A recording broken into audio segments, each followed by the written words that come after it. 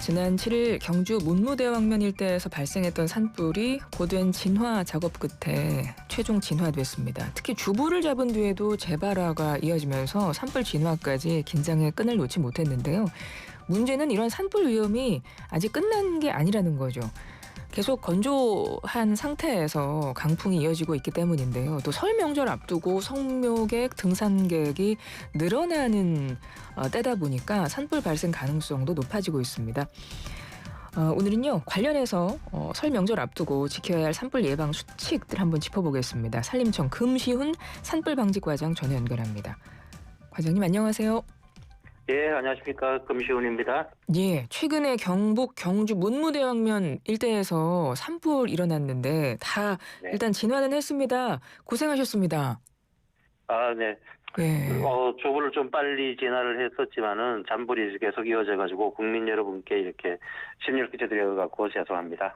며칠 만에 진화가 된 건가요? 산불이 발생된 거는 2월 7일 토요일 날 밤 9시 40분에 발생했고요. 저희들이 주불은 일요일 날 18시에 완료했기 때문에 한 18시간, 21시간이 소요가 됐었고, 그런데 완전하게 잔불 진화까지 마치는 거는 2월 10일 날 화요일까지 이어졌었습니다. 총 한 4일 정도 소요가 됐습니다. 가장 어려웠던 거는 어떤 게 있으셨어요? 가장 어려웠던 점은 산불이 야간에 발생하였기 때문에요. 밤 9시 40분이었으니까는 산불을 끌 수 있는 가장 큰 자원인 헬기 투입이 초기에 안 됐다는 것이고요. 두 번째는 기상이었습니다. 밤에 영하 10도 밑으로 이렇게 기온이 떨어지다 보니까는 지상 진화하는 인력들이 많은 고생을 하였었습니다. 한 나흘 정도 걸렸다고 하셨잖아요. 네. 그리고 주불을 잡고 잔불 진화에 상당한 시간이 걸렸다고 하셨는데요. 일단 주불과 잔불은 각각 어떤 차이가 있는 겁니까? 저희가 주불 진화라고 하는 거는 산불이 발생하였을 때 그 테두리에 있는 하선들을 완전히 다 진화를 해가지고 산불이 더 이상 확산되거나 계속적으로 피지 않는 상태를 말하는 거고요. 그 이후에는 저희들이 잔불 정리로 들어갑니다. 그렇게 하선을 잡았다 하더라도 그 구역 내에는 불씨들이 계속 남아있기 때문에 잔불 정리를 하고 잔불 정리를 마치고 나면은 이제 뒷불 감시로 들어갑니다. 산불이란 거는 돌 틈이나 이렇게 나무 그루터기 밑에 불씨들이 남아있다가 물을 뿌리게 되면은 잠시 꺼졌다가 또 바람이 불면 다시 피는 성질이 있어가지고 최종적으로는 잔불 정리까지 28일 걸렸던 사례도 있었습니다. 잔불 진화가 더 어렵습니까? 많은 시간이 소요가 되고요. 인력이 계속적으로 남아가지고 불이 피는지 확인을 해야 되고 또 불이 피는 장소들이 대체로 보면 인력 접근이 상당히 어려운 절벽지나 이렇게 성역지들 그리고 나무 그루터기 밑에나 이런 데가 많기 때문에 헬기들도 계속적으로 잔류해가지고 불을 정리해야 되기 때문에 많은 시간들이 필요한 상황입니다. 산불을 끌 때는 다 물로 끄시는 거죠? 일반적으로 불이라는 거는 세 가지 요소가 있거든요. 예. 산소가 있어야 되고 연료가 있어야 되고 열이 있어야 되고 그러면 산소를 갖다가 차단하면 되는데 열린 공간에서는 산소 차단이 실제로 안 되니까는 그 다음에 열을 낮추기 위해 물을 뿌리거나 아니면 연료를 제거하거나 아니면 연료를 미리 태워가지고 없애는 그렇게 세 가지 방식을 쓰는데 우리나라는 주로 물을 직접적으로 분사해가지고 열을 떨어뜨리는 방식으로 하고 있습니다. 근데 자꾸 산불이 다시 살아나는 이유는 무슨 바람이라던가 이런 영향인가요? 좀 전에 말씀드렸듯이 바위 틈이나 이렇게 그루터기 밑에 있으면은 우리가 물을 뿌리면은 순간적으로 불이 꺼진 듯이 보입니다. 그런데 바람이 계속적으로 불게 되면은 우리가 제 안에도 이렇게 불씨가 남아있듯이 그 불씨들이 다시 살아납니다. 그래가지고 좀 시간들이 상당히 오래 걸리는 게 거의 대부분 현장에서 나타나는 사례들입니다.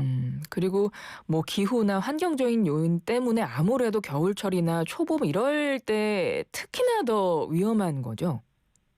네. 올해 같은 경우에는 1월 달에 강수량도 역대급으로 적고요.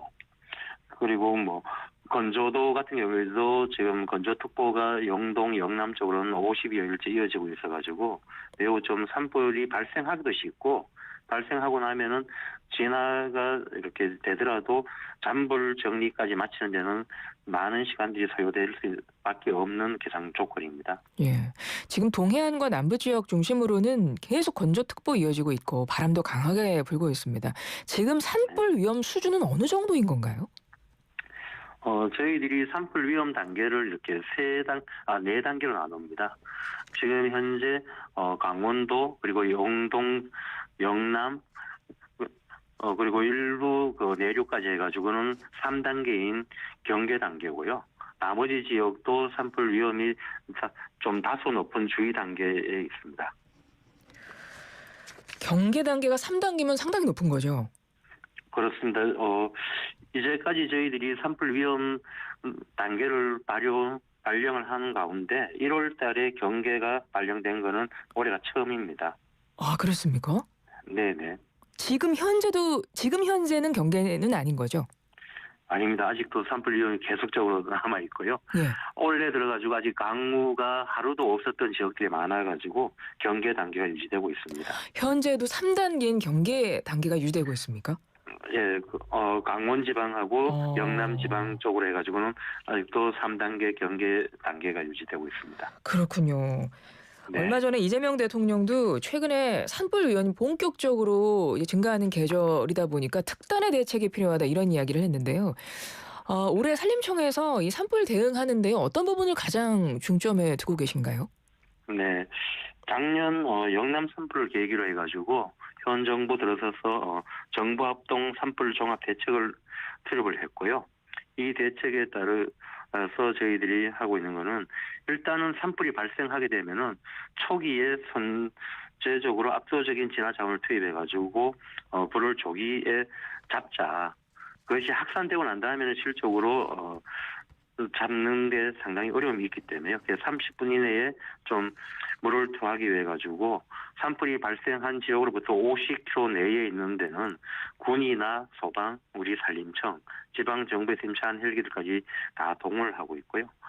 작년도 사례에서 가장 크게 저희들이 교훈으로 삼아야 되는 거는 인명 피해가 발생되지 않아야 되는데 그 부분들이 좀 대응에 아쉬움이 있어가지고 산불 확산 예측 시스템을 가동해가지고 5시간 내에 산불이 확산될 거라고 예측되는 지역의 주민들한테는 즉시 대피할 것을 갖다 권고하고 있고요.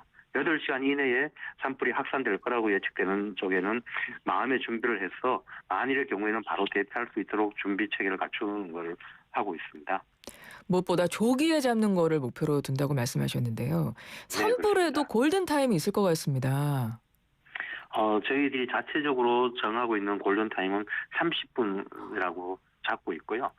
봄철 특히 산불이 많이 발생되는 3, 4월에는 이 30분 이내에 첫 진화 용수를 투하하기 위해 가지고 좀 전에 말씀드렸듯이 50km 이내에 있는 산불 진화 헬기들을 갖다가 바로 동원하는 체제를 가동하고 있습니다. 그러니까 골든타임 30분 이내라는 거는 산불이 딱 나고 나서 30분 안에 진화 작업이 시작돼야 된다 이 의미인 거예요?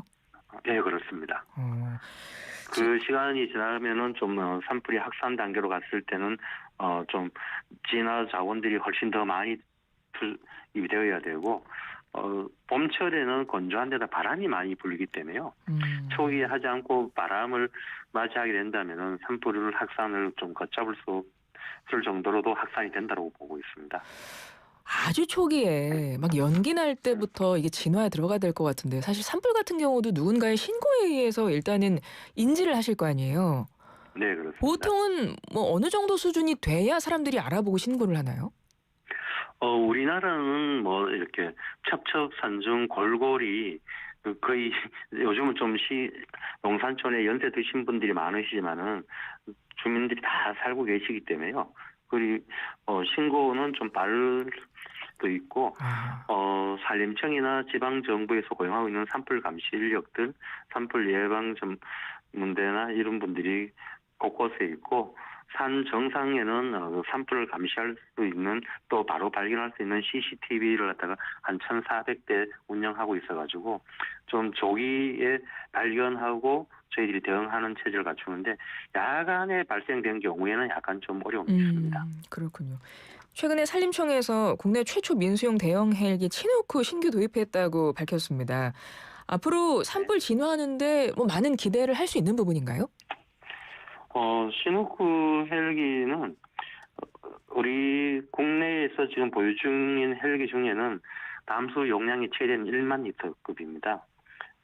기존에까지 산림청에서 주력으로 산불 진화 헬기를 쓰고 있는 까무프 헬기는 3,000리터고 저희들이 대형이라고 얘기하는 S64 헬기 7대가 담수 용량이 8,000리터인데 이번에 들어오는 거는 이게 1만 리터라 가지고 한번 이렇게 담수에서 진화를 하게 된다면은 좀 효율이 좀 높아갈 거라고 보는 거고요.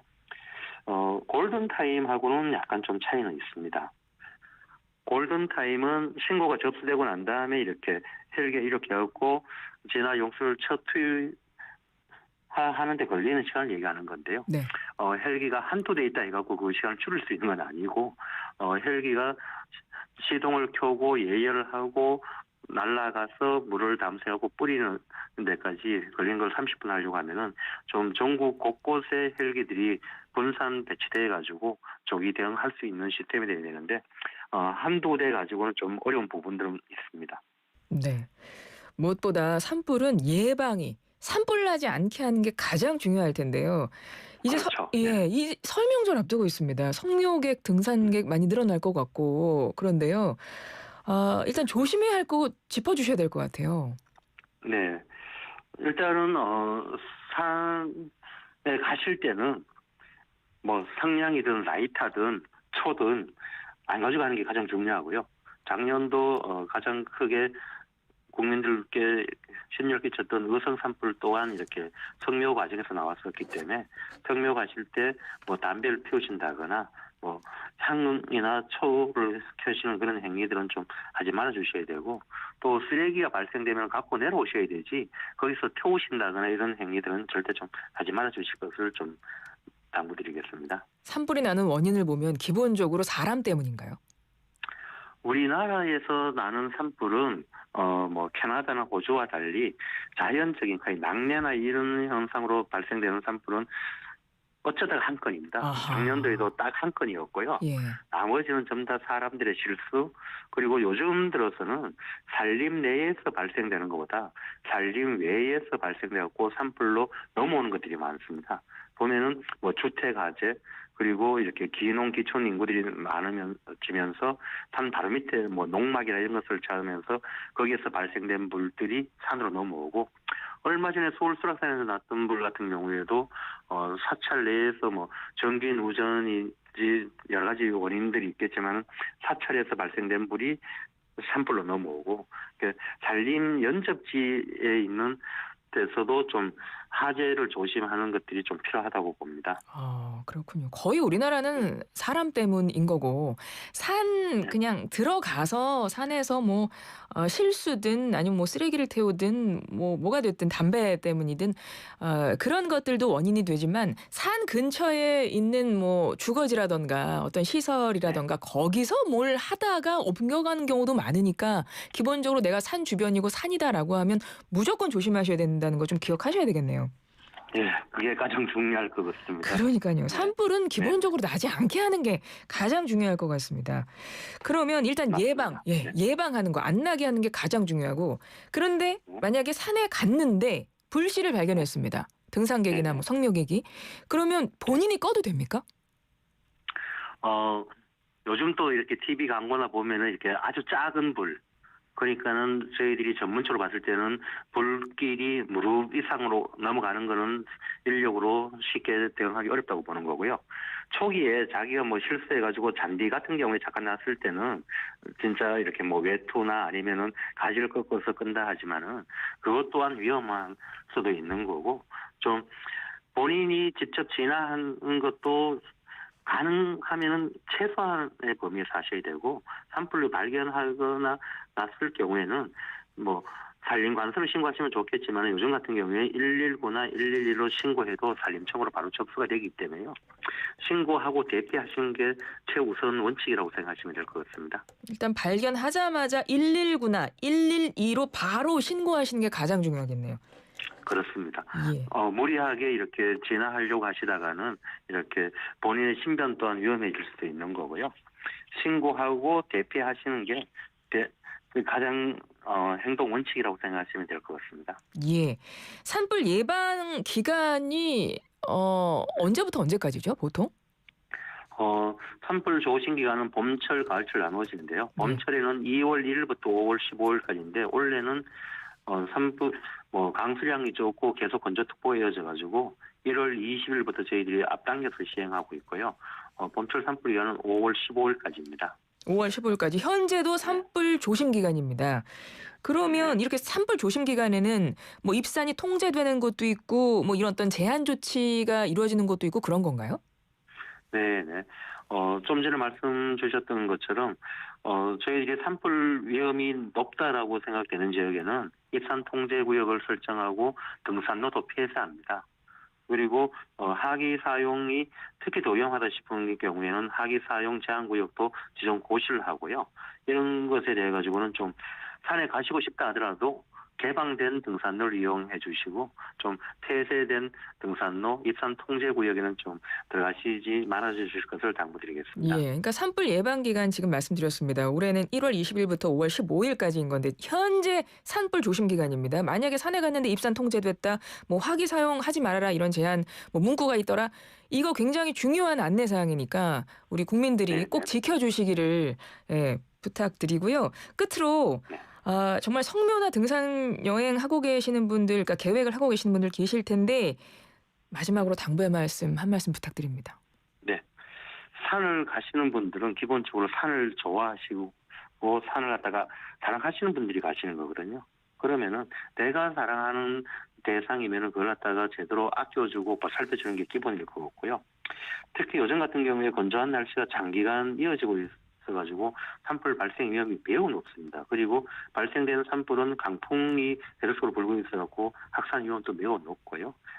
산에 가실 때는 저희가 다시 한번 말씀드리지만은 성냥이나 라이터 이런 것들은 절대 가시지 마시고 산림 내에서의 뭐 흡연이나 치사 이런 거는 절대 삼가해 주시고 폐쇄된 등산로, 입산 통제 구역은 출입하시지 말아 주실 것을 당부드리겠습니다. 네, 지금까지 금시훈 산림청 산불방지과장이었습니다. 고맙습니다. 네, 고맙습니다.